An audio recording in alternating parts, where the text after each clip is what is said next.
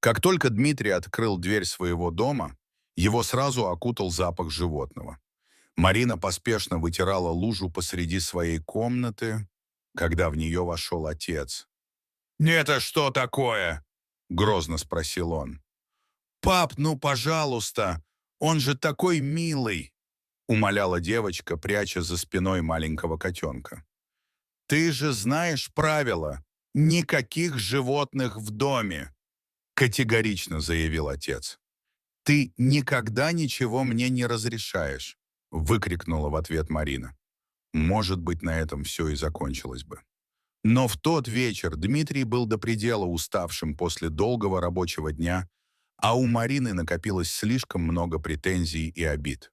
Они кричали друг на друга, как безумные. Тем временем пушистый малыш решил исследовать окружающее пространство. Он подбежал к рабочей сумке мужчины и начал тереться о нее. Сумка упала на бок, и Дмитрий закричал, словно его ранили. Перед глазами поплыла пелена злости.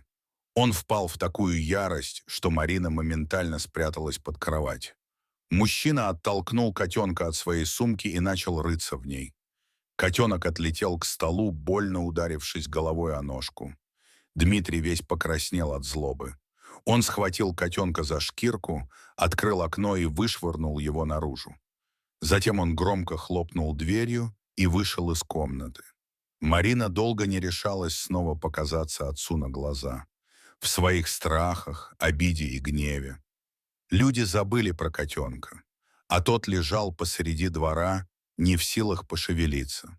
Все тело болело, а по голове текла теплая жидкость.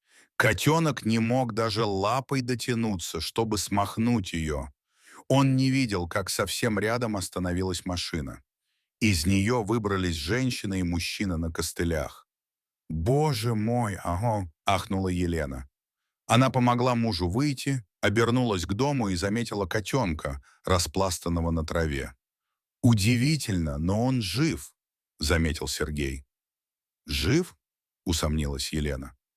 Она потянула мужа в дом, но тот мягко отстранил ее руку, оперся на костыли и направился к котенку. Животное действительно дышало. Чтобы это понять, нужно было внимательно присмотреться. «Точно, живой!» — удивилась Елена. Она сбегала в дом, принесла пустую коробку и аккуратно уложила туда котенка. Когда они вернулись в дом, Сергей опустился на край ванны. Он тщательно вымыл руки, взял малыша и стал осторожно очищать рану на голове. Елена в это время грела молоко на плите. Котенок был слишком слаб, чтобы есть сам. После ванны его накормили из шприца.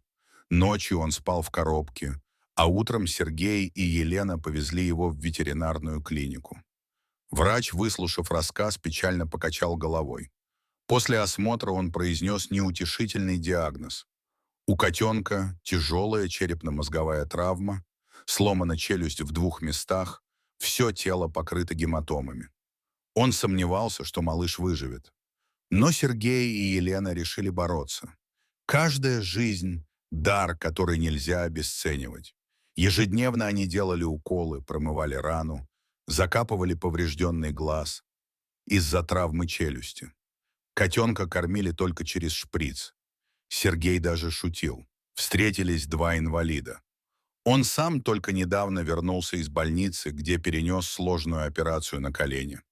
Реабилитацию он проходил дома, пока Елена работала. Вся забота о котенке легла на него. Он брал малыша на руки с трогательной осторожностью, строго следовал указаниям врача, кормил по часам, наблюдал за каждым изменением. Такое внимание дало свои плоды. На 10-й день котенок попытался подняться на лапки. Он даже начал играть с солнечным зайчиком. Прогресс вдохновил супругов. Постепенно исчезли гематомы, затянулась рана. Малыш стал обычным, игривым, любопытным котенком. Он так привык к Сергею, что воспринимал его как маму. Следовал за ним по пятам, совал нос во все. Колено.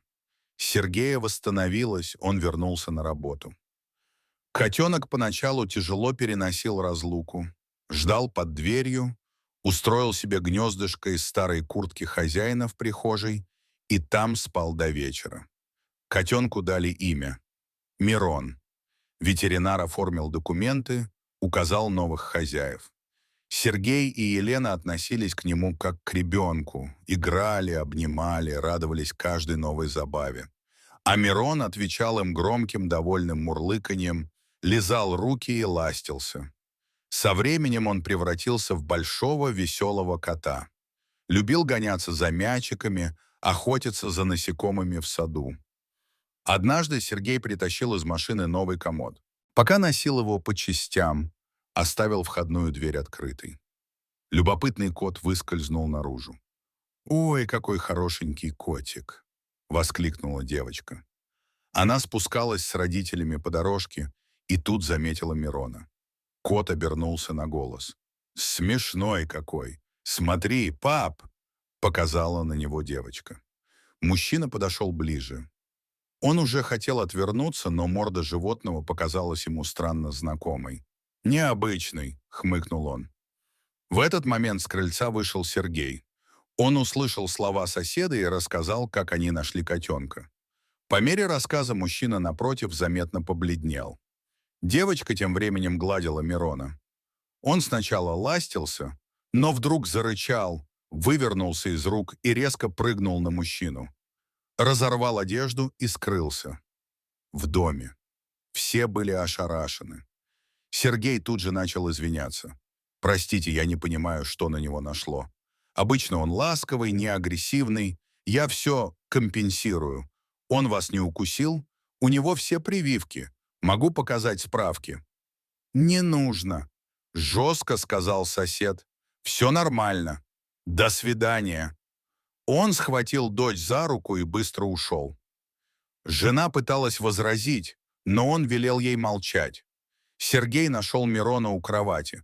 Тот выглядел спокойно, разве что настороженно оглядывался. К вечеру он снова был обычным веселым котом. Сергей рассказал Елене об инциденте. Он набросился на соседа, разодрал одежду. Я даже не успел ничего понять. Надо бы зайти, извиниться, возместить ущерб.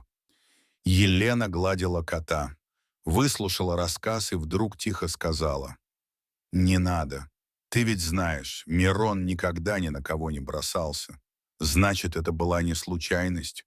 Окна их спальни как раз выходят на тот газон, где мы его тогда нашли.